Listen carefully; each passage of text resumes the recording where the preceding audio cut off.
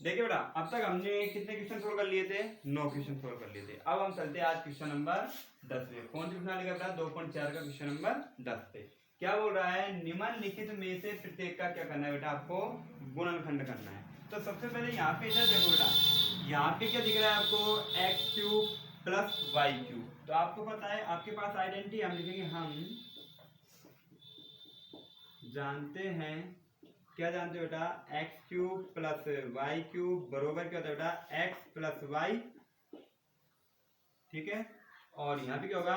x² और माइनस का xy plus का y², यही होगा, ठीक। यहाँ पे देखो बेटा, अब यहाँ पे क्या है? y का तो क्यूब है, यानी x का तो क्यूब है। सवाल को देखें तो y का तो क्यूब है, लेकिन 27 का क्यूब है क्या? नहीं है।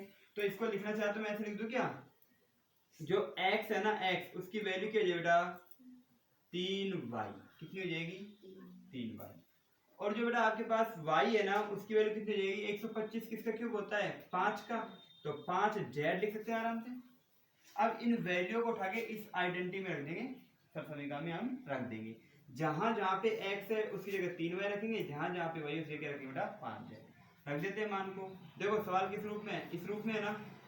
किस रूप में आंसर आएगा? इस रूप में। तो देखो x जगह रखेंगे 3y और इसका क्या हो रहा है बेटा? क्यूब प्लस y की कितनी है बेटा? 5z और इसका क्या हो रहा है? क्यूब बरोबर x की वैल्यू कितनी है बेटा? 3y प्लस y की वैल्यू कितनी है? 5z। यही है। x की वैल्यू कितनी है? 3y और इसका क्या हो रहा है बेटा? स्क्वायर माइनस x की वैल्यू कितनी है? 3y और y की वैल्यू कितनी है बेटा? 5z और प्लस में y की वैल्यू कितनी है? 5z का स्क्वायर। यही है, ठीक है। अब इसको क्या कर लेते हैं? हल कर लेते हैं। 3 इसका क्यूब करेंगे कितना जाएगा बेटा? वही एक 3 3 होती है 27 और y का y³ प्लस 5 का कितना हो जाएगा? 125 और z का z³ बरोबर 3y। ये तो एडजेक्टिव लिखो भाई, क्योंकि दोनों क्या है बेटा? अलग अलग जाति के हैं तो ये जुड़ेंगे नहीं, ठीक है। अब यहाँ पे देखो 3y, 3 का स्क्वायर करो बोले 3 तिया 9 और y का y²। देखो ये प्लस की, ये प्लस की, ये माइनस की, ये प्लस की, प्लस माइनस की हो गया माइनस, 5 3 15 और y को z से इंटू किया तो yz प्लस 5 का स्क्वायर कितना हो गया बेटा? 25 और z का z²। इस प्रकार से आपका सवाल हो गए, आपके आंसर।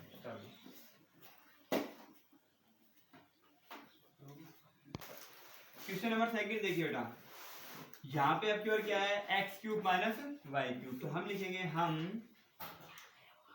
जानते हैं, जानते हैं, क्या जानते हो बेटा? x³ माइनस का y³ बरोबर x माइनस y और x² प्लस का xy प्लस का y²। यही है। यहाँ पे देखो बेटा, m का तो क्यूब हो रहा है, लेकिन 64 का क्यूब हो रहा है क्या? नहीं होगा। तो इसको लिखना चाहते बेटा, x की वैल्यू यहाँ पे क्या आएगी? 4m आएगी, ठीक है।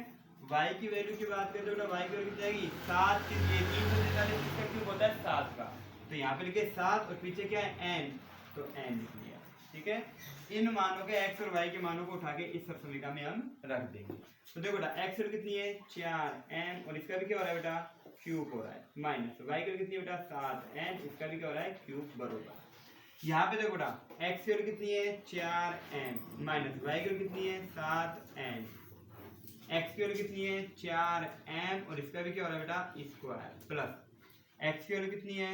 4m और y की वैल्यू कितनी है बेटा? 7n प्लस y की वैल्यू कितनी है? 7n और इसका क्या हो रहा है? स्क्वायर। इसको सॉल्व कर लेते हैं। देखो 4 का क्यूब कितना होता है? 64 और m का n³ 7 का कितना होता है बेटा? 343 और n का n³ बरोबर। ये तो देखो दोनों अलग जाति के हैं, तो ये तो वही संख्या आ जाएगी 4m माइनस का 7n, क्योंकि एक ही जाति के होते हैं तभी तो संख्या घटती है, ठीक है।